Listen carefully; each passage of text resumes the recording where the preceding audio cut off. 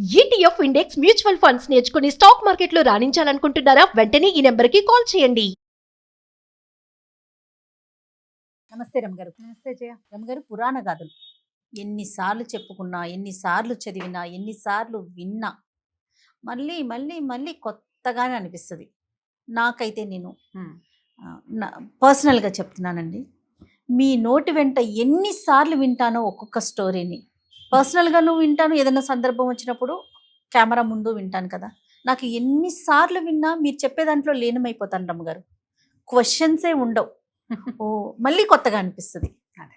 వీటిని మళ్ళీ ఇంకొకసారి అందిద్దామండి మన పురాణ గాథలు అన్నింటినీ కూడా. మొట్టమొదటిగా నేను భారతం తీసుకుంటాను.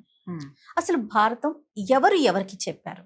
ఇందులో కౌరవ, పాండవులు అండ్ భీష్ముడు, ఈ మూడు క్యారెక్టర్స్ చాలా ప్రత్యేకం. వీరి జననం ఎలా జరిగింది, ఎందుకోసం జన్మించారు, అలా ఏమన్నా మనకి పురాణ గాథల్లో చెప్పటం జరిగిందా? మనకి 4 యుగాలుగా విభజించబడింది మన కాలం. కృతయుగం, దాన్ని సత్యయుగం అంటారు. తర్వాతది త్రేతాయుగం, శ్రీరాముడు జన్మించాడు. తర్వాతది ద్వాపర యుగం, మహాభారత కాలం. ఇప్పుడు మనం ఉన్నది కలియుగం. అయితే ఈ ద్వాపర యుగపు చివరి భాగాలలో కౌరవులు, పాండవులు, ఈ మహాభారత గాథ జరిగింది. మహాభారతానికి ముందు ఎన్నో రకాల విషయాలు జరిగినాయి. మహాభారతంలో ప్రస్తావించబడిన చాలా కథలకి మూలాలు కృతయుగంలోనే పడినవి కూడా కొన్ని కనపడతాయి. కొన్ని మూలాలు ఉన్నాయి. మహాభారతంలో కనపడే 1-2 క్యారెక్టర్లు త్రేతాయుగం నుంచి వచ్చి ఆంజనేయ స్వామి ఉన్నాడు మహాభారతంలో. ఈయన ఎక్కడివాడు? ఆ యుగంలో పుట్టల, ద్వాపర యుగంలో పుట్టల, త్రేతాయుగం నాటివాడు. అంటే ముందు యుగపు ఆనవాళ్ళు కలిగే ఉన్నాయి. అయితే ఈ చివరి భాగంలో ఈ కలియుగానికి దగ్గరలో ఉండేసరికి కలి ప్రభావంతో కొంతమంది జన్మించారు ఈ మహాభారత కాలంలో. కలి ప్రభావం కొంత కనపడుతుంది. ఇప్పుడు మామూలుగా చూడు, ఏదైనా ఒక 2-3 విషయాల గురించి చెప్పేటప్పుడు మొదటి విషయపు ఎండ్కి వచ్చేసరికి రెండో విషయం తాలూకు ఆనవాళ్ళు కొన్ని వస్తూ ఉంటాయి కదా. అవును, కొన్ని గుర్తులు కనపడతాయి. తర్వాత అది ఏం స్టార్ట్ అవబోతోందో అది కనిపిస్తుంది. మనకి ఋతువుల్లో కూడా ఆ తేడా కనపడుతుంది. అట్లాగే ఈ మహాభారతము ఈ ద్వాపర యుగపు చివరి కాలంలో జరిగింది. ఈ చివరి కాలంలో జరగటం వల్ల కలియుగపు పద్ధతులు, విధానాలు కొన్ని అంతా కాదు, కొన్ని ద్వాపర యుగపు పద్ధతులు ఉన్నాయి, చిన్నవి ఇది కలియుగపు లక్షణము అని కనపడేలాంటివి కొన్ని కనిపిస్తాయి. ఇది ఇందులో ఉన్న ప్రత్యేకత. అయితే ఈ మహాభారతాన్ని, ఈ కథ అంతా జరిగిపోయాక కురుక్షేత్ర సంగ్రామం అయిపోయిన తర్వాత కౌరవులంతా మరణించారు. దాదాపుగా 18 అక్షౌహిణుల సైన్యం యుద్ధం చేస్తే 15కు పైగా చనిపోయారు. అందులో ప్రముఖులు మిగిలిన వాళ్ళు చాలా తక్కువ మంది, పెద్దవాళ్ళు ఎవరు మిగల్ల. ఇలా మేక అందరూ పోయారు మొత్తం. ఈ పోయిన తర్వాత ఆయన వీళ్ళని, పాండవులని గద్దెక్కించాక ఆయన తపస్సు చేసుకోవడానికి వెళ్ళిపోయారు. ఆయన అలా కూర్చుని ఆలోచిస్తూ ఇదంతా జ్ఞాపకం వచ్చింది. జ్ఞాపకం వచ్చి దీని ముందు వెనక దీనికి కారణభూతమైన రకరకాల విషయాలు, ఈ కౌరవులకి, పాండవులకి పూర్వీకులైన ఎంతోమంది రాజులు, సుక్షత్రియ వంశాలకు చెందిన వాళ్ళు, వీళ్ళందరినీ జ్ఞాపకం చేసుకుని ఇదంతా ఒక కథగా ఊహించారు వ్యాస మహర్షి. అయితే ఆయనకి ఊహొచ్చి ఒక కథలాగా తయారు చేసుకున్నారు. అయితే బ్రహ్మదేవుడి ఆజ్ఞతోటి వినాయకుడిని లేఖకుడుగా పెట్టుకుని వ్యాస మహర్షే ఈ మహాభారతాన్ని రచించారు. ఇది మనకి కనపడుతున్న దానికంటే ఇంకా చాలా పెద్దది. మనకు కనపడేది అంటే భూమి మీద ప్రచారంలో ఉన్నది 1,00,000 శ్లోకాలు కలిగి 18 పర్వాలు కలిగిన మహాభారతాన్ని మనం చూస్తాం. అవునండి. అయితే ఇంకా పెద్దది ఇది. మానవుల మేధస్సు ఇంతేనని మనకి ఇవే అందించారు, ఈ 1,00,000 శ్లోకాలు. ఈ మహాభారతాన్ని నారదుడు దేవలోకంలోను, దేవలుడని ఆయన పితృలోకంలోనూ ప్రచారంలోకి తీసుకొచ్చారు. వీళ్ళంతా అక్కడ చెప్పారనమాట. అయితే ఈ మహాభారతపు చివరి ఘట్టాలలో, అంటే మన యుద్ధం అయిపోయి ఈయన భారతం అది రాసేసిన తర్వాత పరీక్షణ్ మహారాజు ఆయన చనిపోవటము, తర్వాత ఆయన కుమారుడైన జనమేజయుడు రాజ్యానికి రావటం, అతడు సర్పయాగం చేశాడు. మనం సర్పయాగం కథలు చెప్పుకున్నాం కదా. అవునండి. 4 ఎపిసోడ్లలో సర్పయాగం కథలు ఉన్నాయి మన దగ్గర. ఎవరైనా ఆసక్తి కలిగిన వాళ్ళు ఉంటే సర్పయాగం కథలు తీసుకుని చూడొచ్చు, వినొచ్చు. ఓకే. అయితే ఈ సర్పయాగం ఆగిపోయింది, చివరిలో ఆగిపోయింది. ఈ సర్పయాగం ఆగిపోయిన తర్వాత ఏం చేశారు, ఇక అది ఆగినా ఈ వచ్చిన వాళ్ళందరూ ఋత్వికులు చాలా మంది వచ్చారు. యాగం చూడడానికి వచ్చిన వాళ్ళందరికీ జనమేజయుడు విస్తారంగా దానాలు, ధర్మాలు చేశారు. ఆ సమయానికి వ్యాస మహర్షి కూడా అక్కడికి వచ్చారు తన శిష్యులతో సహా. అప్పుడు జనమేజయుడు ఆయన అడిగాడనమాట, మహర్షి అసలు ఇది ఎట్లా జరిగింది? కౌరవులు పాండవులు అన్నదమ్ములు కదా, ఎందుకు ఈ సంగ్రామం జరగాల్సి వచ్చింది, తర్వాత మా తండ్రి ఒంటరివాడు ఎందుకు అయ్యాడు, ఇదంతా ఎలా జరిగింది అని అడిగితే అప్పుడు వ్యాస మహర్షి తన శిష్యుడైన వైశంపాయనుడికి చెప్పారు, మహాభారతాన్ని జనమేజయుడికి చెప్పు అని. మొట్టమొదట జనసామాన్యంలో మహాభారతాన్ని చెప్పినవాడు వైశంపాయనుడు. ఆయన వైశంపాయనుడే. మనము విష్ణు సహస్రనామాల్లో వైశంపాయన ఉవాచ అంటాం వింటాం. కదా. ఆ వైశంపాయనుడే ఈయన వ్యాస మహర్షి యొక్క శిష్యుడు. అయితే ఆయన జనమేజయుడికి సాంగంగా మహాభారతాన్ని చెప్పారు. ఎవరెవరి ఎక్కడెక్కడ ఎప్పుడెప్పుడు ఎలా పుట్టారు, దీనికి పూర్వగాథలేమిటి తర్వాత గాథలేమిటి అనేది. ఈ మనం చెప్పుకునే దానికంటే ముందు కూడా చాలా కథలు జరిగినాయి, చాలా కథలు చెప్పబడ్డాయి. అవి ఎవరు చెప్పారు? మన రోమహర్షణుడు అనే పేరున్నటువంటి ఒక ఆయన. ఈయన ఏంటంటే చాలా అద్భుతంగా కథలు చెప్పేవారు. ఆయన యొక్క కుమారుడు సౌతి అని కూడా చెప్తారు, సూతుని కుమారుడు సౌతి. ఆయన ఈ మన నైమిసారణ్యానికి వచ్చి మహర్షులందరికీ ఈ కథలన్నీ చెప్తూ ఈ వైశంపాయనుడు మహాభారతాన్ని జనమేజయుడికి చెప్పాడు అని సౌతి చెప్పాడనమాట. ఓహో, ఇలా బయటకు వచ్చింది. ఈ కథల్లో మనకి నువ్వు అడిగినట్టు భీష్ముడు ఎట్లా పుట్టాడు, తర్వాత కౌరవ పాండవులు ఎట్లా పుట్టారంటే వీళ్ళందరూ కూడా దేవతల అంశావతారాలుగా జన్మించారు. ఎందుకంటే అప్పటికే భూభారం బాగా పెరిగిపోయింది, రాక్షసులు తగ్గిపోయారు. రాక్షసులు తగ్గి మానవ సంతతే పెరిగింది. రాక్షసులు రాముడి వారి కాలంలోనే ఎక్కువ భాగాన్ని ఆయనే చంపేశాడు. జనస్థానంలో 14,000 మందిని చంపాడు, కరదూషణాదులను చంపేశాడు, మారీచ సుబాహుల్ని చంపాడు, తాటకి ఆయనే వధించాడు, విరాధుడు కబంధుడు వాళ్ళందరినీ ఆయనే సంహరించాడు. అక్కడి నుంచి యుద్ధం చేసినప్పుడు ఈ లంకా నగరంలో ఉన్న ఎన్నో కోట్ల మంది రాక్షసుల్ని ఆయనే సంహరించాడు. భూమి మీద రాక్షస సంతతి చాలా తగ్గిపోయింది. ఈ తర్వాత ఈ ద్వాపర యుగం వచ్చేసరికల్లా మానవులుగానే జన్మించారు వాళ్ళల్లో కొంతమంది. ఈ జన్మించిన వాళ్ళు ఎవరు? కృతయుగంలో శాపం పొంది విష్ణుద్వేషులుగా జన్మించిన విష్ణు భక్తులైన జయ విజయులు కృతయుగంలో హిరణ్యాక్ష హిరణ్యకశిపులుగా పుడితే, మన త్రేతాయుగంలో రావణ కుంభకర్ణులుగా పుట్టి వాళ్లే మానవ రూపంలో శిశుపాల దంతవక్తులుగా ఈ సమయంలో పుట్టారు ద్వాపర యుగంలో. ఇప్పుడు రాక్షసులే మనుషులుగా పుట్టేశారు. మరి మిగిలిన రాక్షసులకి ఇంకా భూమి మీద మమత తీరని ఎంతో మంది రాక్షసులు, చాలా మంది, వాళ్ళందరూ తమ తమ అంశలతోటి జన్మించారు. దేవతలు కూడా తమ అంశలతోటి జన్మించారు. వాళ్ళని చంపటానికి వీళ్ళు, లేదా భగవంతుడు వీళ్ళందరినీ సంహరింపజేస్తాడు లేదా సంహరిస్తాడు ఆయనకి సహాయం చేయటానికి.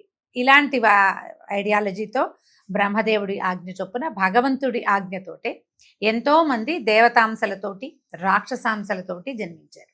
మన మహాభారతపు కాలంలోనే శ్రీకృష్ణ పరమాత్మ జననం.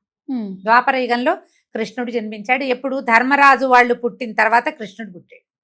మళ్ళీ వీళ్ళు ఎవరెవరో కాకుండా ధర్మరాజాదులకి స్వంత మేనమామ కుమారుడుగా జన్మించాడు కృష్ణుడు. ఈయన తన చిన్నతనంలో కొన్ని 100 మంది రాక్షసుల్ని సంహరించాడు.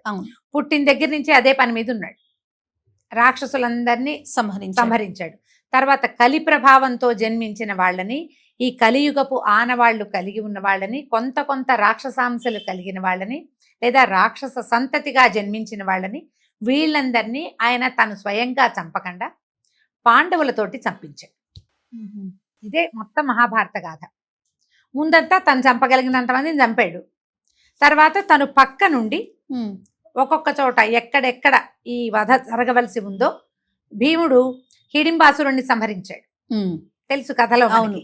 బకాసురుణ్ణి సంహరించాడు. రాక్షస సంహారం చేసిన వాళ్ళలో భీముడు కూడా ఉన్నాడు. ఇలా ప్రత్యేకమైన వాళ్ళతోటి కొంత సంహారం జరిపించారు. ఇట్లా భూమి మీద పుట్టిన వాళ్ళందరినీ సంహరిస్తూ కలి ప్రభావానికి లోనైన వాళ్ళని, కలి వల్ల పుట్టిన వాళ్ళని కూడా కొంతమందిని అట్లా సంహరించుకుంటూ వచ్చారు. చివరికి ఏమైంది? అర్జునుడు నా వల్ల కాదు, యుద్ధం అంతా నేను చేయలేను, వీళ్ళందరూ చచ్చిపోతారంటే ధర్మ సంస్థాపన కోసం యుద్ధం చేయాలి, నీ పని నువ్వు చెయ్యి అని బోధించిన భగవద్గీత కూడా మనం మహాభారతంలోనే చూస్తాం. మనం ఎంతో ప్రత్యేకంగా చెప్పుకునేటువంటి విష్ణు సహస్రనామం కూడా మహాభారత కాలంలో జరిగింది. భీష్ముల వారు చెప్పిందే కదా. అవును. భీష్మ ఉవాచ వైశంపాయన ఉవాచ, ఇన్ని ఉవాచలు తెలుస్తాయి. ఉవాచ అంటే అదేమిటో శ్లోకంలో భాగం కాదు, భీష్మ పితామహులు చెప్పారు, వైశంపాయనుడు చెప్పాడు, భగవంతుడు చెప్పాడు, అర్జునుడు చెప్పాడు, వాళ్ళు మాట్లాడారు. ఇదంతా సందర్భం. ఈ సందర్భం ప్రకారం మహాభారతం నడిచింది. అయితే వీళ్ళల్లో మహాభారతంలో ప్రధానమైన వాళ్ళు భీష్ముడు. అయితే భీష్ముడి తండ్రి శంతనుడు వీళ్ళకి ఆద్యుడుగా కనపడతాడు. ఇంతకంటే ముందు తరాలలో ఉన్నటువంటి కురువు అనే రాజుగారి వంశంగా వీళ్ళ కురు వంశము కౌరవులు అంటారు. పాండురాజు యొక్క కుమారులు కాబట్టి వాళ్ళ 5గురిని పాండవులు అంటారు. వీళ్ళు ఎలా పుట్టారో మనం ఒక సింప్లిఫైడ్ వెర్షన్లోనే చెప్పుకుందాం. ఈ భీష్ముడి జననానికంటే ముందు, ఆయన తండ్రి యొక్క జననానికంటే ముందు ఏం జరిగిందంటే, ఇక్ష్వాకు వంశానికి చెందిన మహాభీషుడు అనేటువంటి ఒక రాజుగారు, చక్రవర్తి, ఆయన ఎన్నో అశ్వమేధాలు యజ్ఞాలు అన్నీ చేసి స్వర్గాన్ని పొందాడు. అయితే ఈ స్వర్గంలో ఉన్న పెద్దవాళ్ళు, స్వర్గాది దేవతలు అందరూ కలిసి బ్రహ్మదేవుడిని చూడబోయారు. సత్యలోకంలో బ్రహ్మదేవుడి ఆ స్థానానికి వెళ్ళారు. వెళ్ళినప్పుడు ఆ సమయంలో గంగాదేవి కూడా అక్కడికి వచ్చిందట. వస్తే అందరూ దేవతలు అందరూ కూర్చున్నారు. ఈవిడ లోపలికి వచ్చింది. పెద్ద పెనుగాలి వీచిందట. వీచేసరికల్లా గంగాదేవి వస్త్రం తొలగిపోయింది ఆమె ఒంటి మీద నుంచి. దేవతలందరూ తలదించుకున్నారు. ఎవ్వరూ ఆమె కేసు చూడలే. కానీ మహాభీషుడు మాత్రం పరమాసక్తితో ఆమె వైపు చూశాడు. మానవుడు స్వర్గానికి వెళ్ళిన తర్వాత చూడండి, చూసేసరికల్లా బ్రహ్మదేవుడికి కోపం వచ్చింది.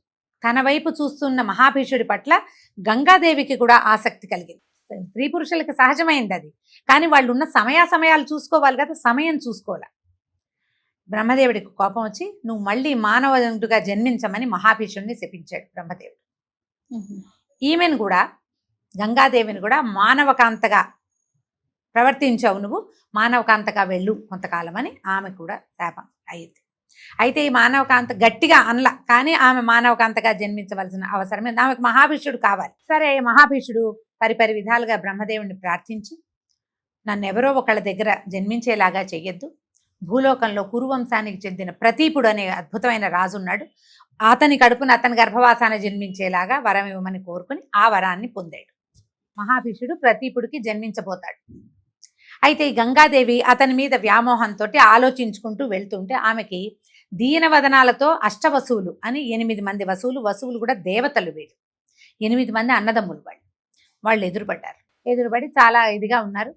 అప్పుడు వాళ్ళు ఏమని చెప్పారంటే, అమ్మ, మా వశిష్ఠుని శాపం వల్ల మేము భూలోకంలో జన్మించడానికి పోతున్నాం.